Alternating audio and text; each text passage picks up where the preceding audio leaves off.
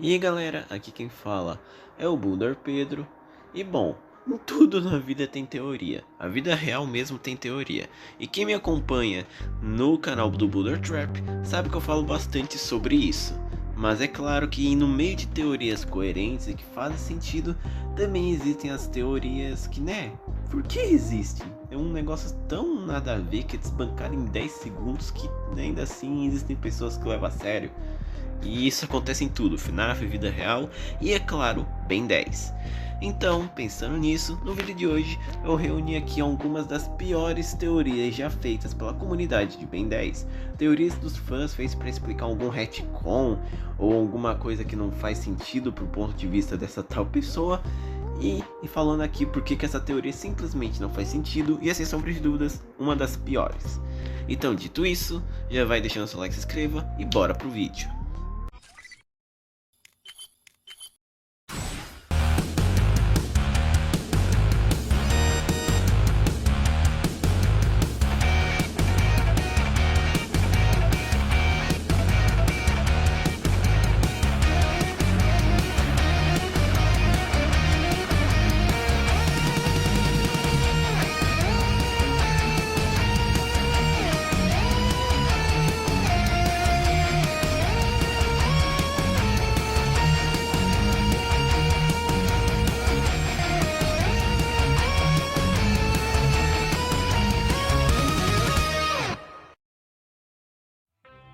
Vamos começar com uma teoria que ficou bastante popular no ano passado, que é a teoria que diz que o Vilgax depois do clássico não é o verdadeiro.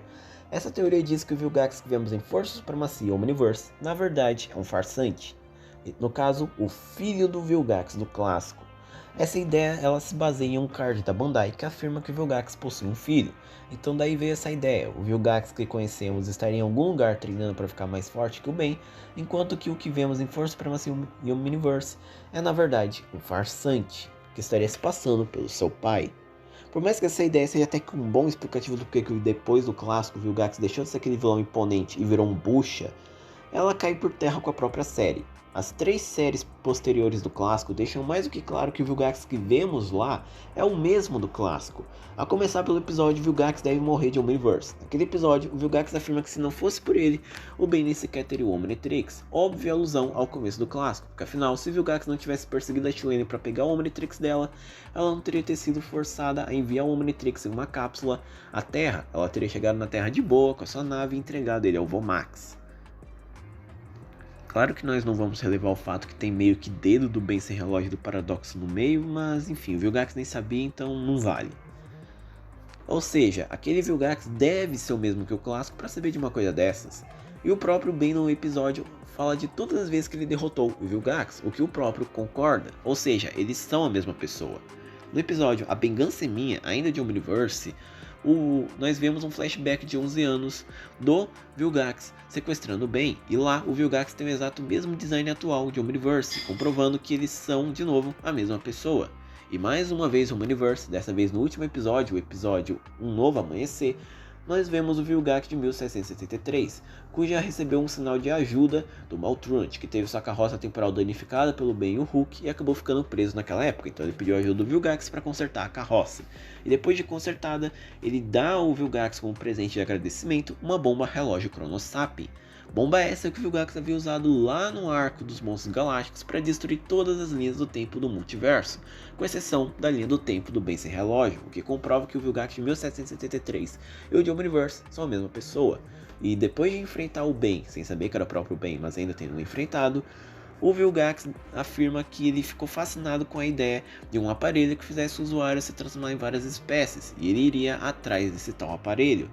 O que basicamente seria a explicação da fascinação do Vilgax por trás do Omnitrix. Ou seja, o Vilgax de 1773 é o do clássico, ou seja, o do clássico do Omniverse são a mesma pessoa. E se você ainda não está convicto, nós temos exemplos também em Força Alienígena, como no episódio O Segredo no Cromático. Nesse episódio, nós vimos um flashback da destruição de Petrópia, e nesse flashback, o Vilgax tem o exato mesmo design de Força Alienígena, com exceção de sua roupa, que é roxa. E todo o contexto da aparição do Vilgax nesse episódio envolve a destruição de Petrópia, porque afinal ele estava atrás do Tetrax que havia roubado o cristal de backup dele, aí ele estava atrás do Tetrax para pegar de volta. E curiosamente no filme Ben 10 O Segredo do Omnitrix, nós vemos o mesmo flashback, e nesse flashback o Vilgax possui o seu design inicial, nesse caso o do primeiro episódio do clássico e também o dos flashbacks da juventude do Von Max, o que significa que aquele Vilgax é o mesmo do clássico. O que significa que o Vilgax do flashback é tanto do clássico quanto o do Força Alienígena. E essa troca de design seria só coisa dos Sapos Celestiais, né? Todo mundo já tá careca de saber. Ou seja, Vilgax do clássico, do Força, Supremacia e Omniverse são todos a mesma pessoa. Isso porque eu só tô falando da série. Se formos entrar em mercadorias, falar de diretores e até outras fontes, a situação dessa teoria fica muito pior. Até se a gente for analisar o tal Card que deu origem a essa teoria. O Card, de momento algum, fala que o filho do Vilgax está se passando por ele. E além do mais, o Card, ele na verdade fala que existem rumores que o Vilgax possui um filho que está treinando em outra dimensão.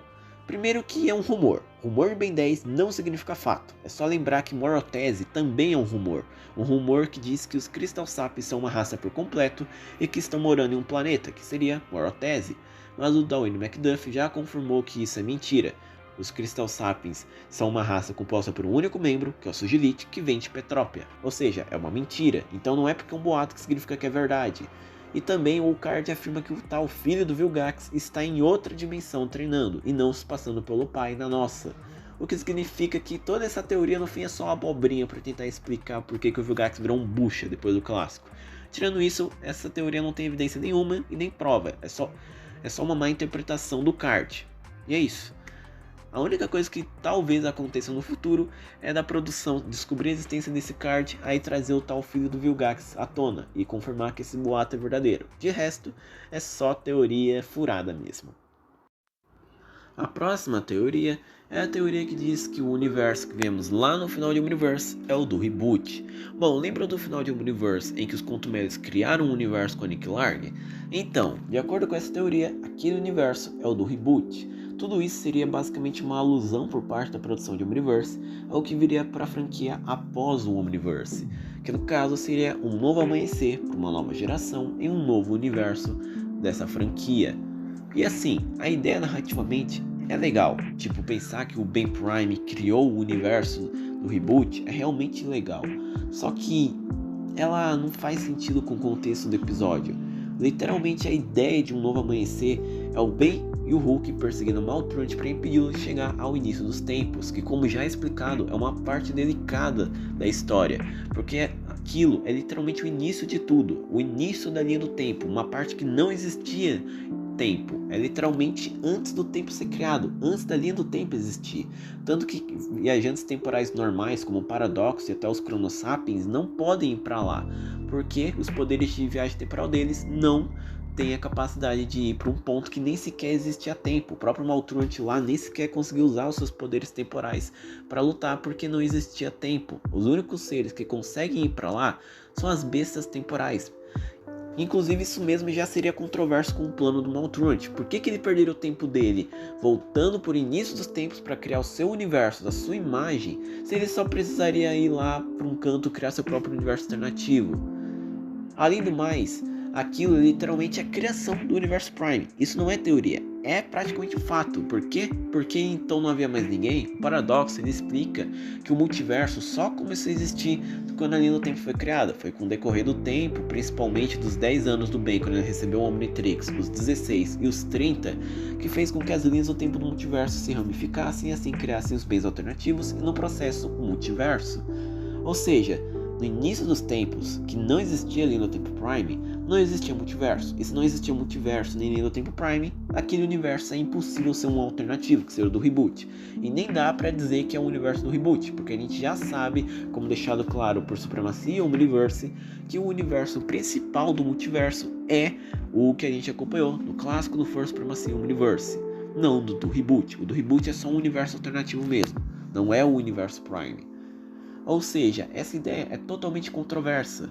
Ainda mais que na época de Omniverse, o reboot nem era pensado. A produção de Omniverse não sabia que após Omniverse a série iria ser rebootada. O reboot só foi produzido lá para 2015, tanto que ele foi lançado em 2016, 2 anos após o fim de Omniverse. E o próprio Derek descreve a produção da 8ª temporada de Omniverse como um inferno produtivo, porque eles estavam na pressa, já que a Cartoon iria cancelar o desenho. Então a produção nem sequer sabia que iria ter o reboot, eles só fizeram o que eles achavam. Até o final de Omniverse, com o Ben ligando pra Gwen e pro Kevin, falando para eles fazerem as malas porque iriam viajar pelo universo, já é o comprovativo que a produção não sabia que o reboot iria acontecer. Eles tinham planos para uma 5ª série que continuaria Omniverse, ou até para uma 9ª temporada de Omniverse. Então, em resumo, essa ideia é uma furada que morre com o próprio episódio que gerou essa teoria. A próxima teoria é a que eu mais odeio entre todas aqui, que é a teoria que diz que o Omniverse, na verdade, é um universo alternativo. Basicamente, essa é a teoria que diz que tudo que vimos em Ben 10 Omniverse não é canônico para o universo em que ocorre o clássico For Supremacia. A verdade é que o Omniverse é outro universo totalmente separado. Os argumentos para essa teoria seriam o seguinte: primeiro, o nome da série, que é Omniverse, o que seria um indicativo que, na verdade, o Omniverse não se passa no mesmo universo que acompanhamos nas 3 séries anteriores, e sim um universo alternativo dentro do gigantesco Omniverso de Ben 10.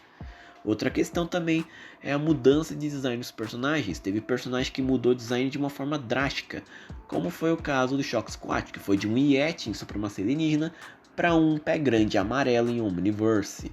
Além disso, o Omniverse estabelece algumas questões de histórias que são bem diferentes do que foi estabelecido antes, como o Sr. Bauman, que Supremacia Alienígena era super gentil com o Ben e até afirmava que não o via desde os seus 13 anos de idade, mas aí em Omniverse ele é super ranzinza, odeia o Ben, e ele já o viu quando o Ben tinha 15 anos. Sem falar também que os Swamps, o metadosiano que vimos em Supremacia, não desabrocha, mas aí Omniverse vem e estabelece o conceito de desabrochamento do fogo fato, o que é controverso.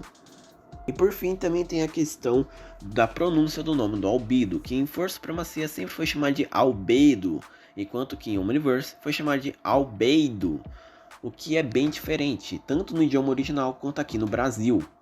Então, com tudo isso, a conclusão é que o Omniverse fosse um universo alternativo, né? Claro que não. A começar que a mudança de design é algo estúpido, porque literalmente nós temos uma explicação dada pelo próprio Omniverse. Nesse caso, a alteração dos sapos celestiais. Todo mundo já tá careca de saber disso. Qualquer mudança de design de personagem é culpa dos sapos celestiais, que fizeram o universo mudando assim o traço da série, para que sempre fosse daquele jeito. Por isso que o Friade ficou bombado, o Iden virou um castor e essas coisas. Sobre o desabrochamento do fogo fato, o Derek já nos deu uma explicação. Acontece que alguns metadosianos fracos provavelmente não vão desabrochar, o que seria com certeza o caso do Swamps. A gente olha para ele e vê com clareza que ele é um metadosiano fora de forma, enquanto que o fogo fato é em literal o ápice da espécie. Então faz sentido essa explicação do Derek. O Swamps só não desabrochou porque ele é um metadosiano fraco, enquanto que o fogo fato é um metadosiano literalmente no ápice da espécie. Sobre a questão das mudanças de história e coisas incoerentes, isso não é novidade de Omniverse, literalmente. Eu vejo muita gente falando mal de Omniverse porque tem retcon e blá blá blá, mas isso literalmente existe em todas as séries da franquia. E eu incluo o clássico reboot. Pode ir lá na página de retcons da Wiki. Até o clássico reboot tem retcon. Tipo, não é porque tem diferença de história que significa que não é canônico. Eu sei que existem franquias que têm essas incoerências de história e elas devem ser usadas para dizer se algo é canônico ou não, mas Ben 10 claramente não é esse caso. Se você for olhar materiais que são confirmadamente canônicos, todos eles têm alguma controvérsia, mesmo que pequena, com algo que já foi estabelecido no canônico.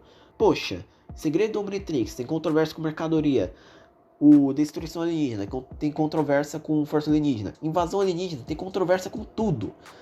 Usar a diferença de história em Ben 10 é um argumento ridículo. Além do mais, o próprio Matt Wayne e o Duncan explicam que isso tudo é basicamente retcon. Essas diferenças de história é só retcon porque a produção não gosta da ideia original ou porque eles acharam que era melhor trocar para ficar mais adaptado com o público-alvo da série nova em questão. Ou seja, a diferença de história é algo inútil para Ben 10. Tu não deve usar para dizer que tal coisa é canônico ou não. É algo que acontece, é um retcon e é isso.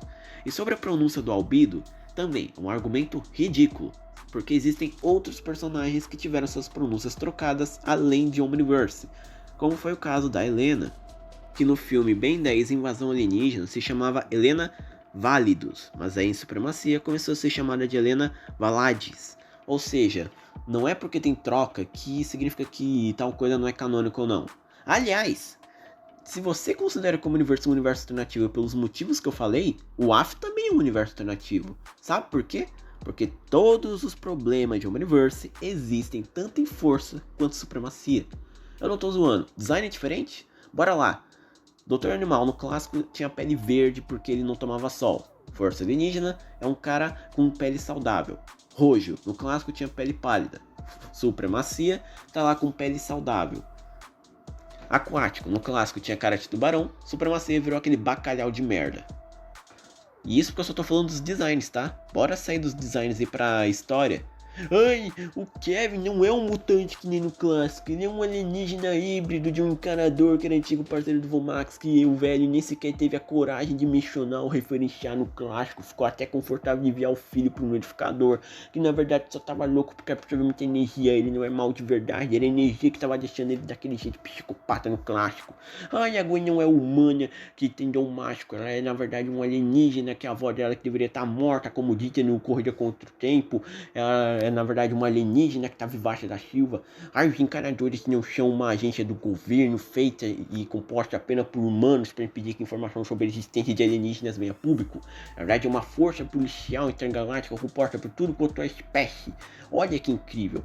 Mano, é isso. E ainda tem a pronúncia da Helena que eu acabei de falar, que foi uma alteração de força pra supremacia. E ninguém fala, todo mundo aceita. Aí, ó, o AF é canônico. De boa, o universo faz a mesma coisa? Ai, não é canônico, universo alternativo. Tá vendo? Se tu considera o universo alternativo por esses motivos que eu tinha falado, supremacia e força também são um universo alternativo. Aí só o clássico, que é o universo Prime, as continuações, entre aspas, seriam universos alternativos. E o que a gente sabe que não é, porque tanto força quanto supremacia e Omniverse trazem de volta personagens, eventos e elementos das séries anteriores que dão impacto para a história. Ou seja, no fim, a teoria que o universo é um universo alternativo é só estúpida. É só uma teoria que com certeza foi criada por um fanboy de WAF que não gosta de Omniverse e queria dizer que é um universo alternativo só pra continuar com a sua sériezinha Dark, que é o WAF. Claro que eu não odeio o WAF. O WAF eu gosto, só que os fãs me deixam meio bravos. Mas enfim, é só uma teoria ruim mesmo. A próxima teoria segue a mesma vibe da anterior, que é a teoria que diz que o Proctor Cervantes estava mentindo. Basicamente, essa teoria afirma que o Cervantes estava mentindo sobre Osmo 5, Osmosiano e Devin Levy não serem coisas reais e sim invenção dele. É só mentira. Tudo isso é real e o Proctor Cervantes só estava enganando todo mundo dizendo que aquilo tudo é mentira. Eu sei que essa ideia foi usada em 5 Years Later, só que 5 Years Later, além de ser uma fanfic, ela leva em base muito a crença do pessoal do Inkten, que são seus criadores. E os próprios criaram essa teoria do Proctor Cervantes ser aí um mentiroso, e que essas coisas que ele afirma que inventou são realidade. Mas acontece que essa teoria cai por terra só pela questão lógica. O que o Proctor Cervantes vai ganhar mentindo sobre algo ser real? Literalmente. Foi o fato do Devin Levy não ser uma pessoa real que fez com que o Vomax não deixasse o Proctor Cervantes levar o Kevin para o Nullificador.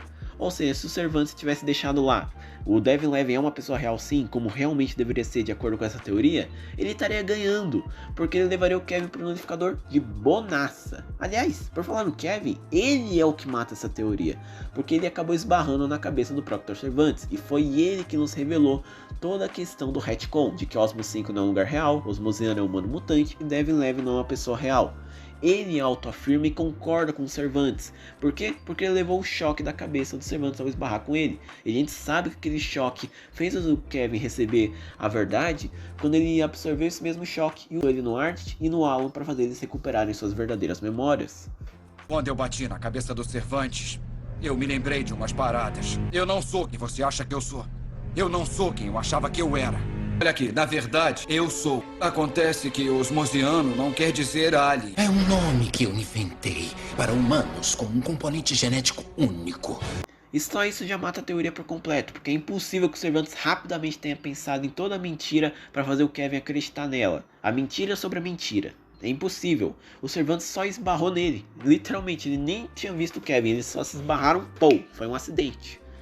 E fica ainda mais claro que Osmo 5, Osmosiano e Devin Levin são tudo invenções do Proctor Cervantes pelas falas do Derek. Ele explica certinho que Osmosiano significa humano mutante, que Devin Levin não é uma pessoa real, tudo de uma forma certinha e clara. Ou seja, o Derek é basicamente o que comprova ainda mais que o Proctor Cervantes não estava mentindo. Essa teoria é uma furada, que morre com a própria série e a lógica. Porque, de novo, o que o Cervantes ganha mentindo para todo mundo sobre Devin Levin, Osmosiano e Osmo 5? Nada. Literalmente nada. É uma teoria feita para tapar buraco que nem sequer existe. O Derek explicou certinho que o agregor é um experimento de laboratório. E sim, tem algumas coisas em aberto, mas pelo menos nós temos breves explicações, até teorias que complementam essas explicações. E eu já fiz um vídeo aí falando tudo, se você quiser ver vai estar aí no card. E bom, esse foi o vídeo. Espero que vocês tenham gostado. Esse foi meu primeiro vídeo de 2025, então desejo um bom ano para vocês. Valeus e fui.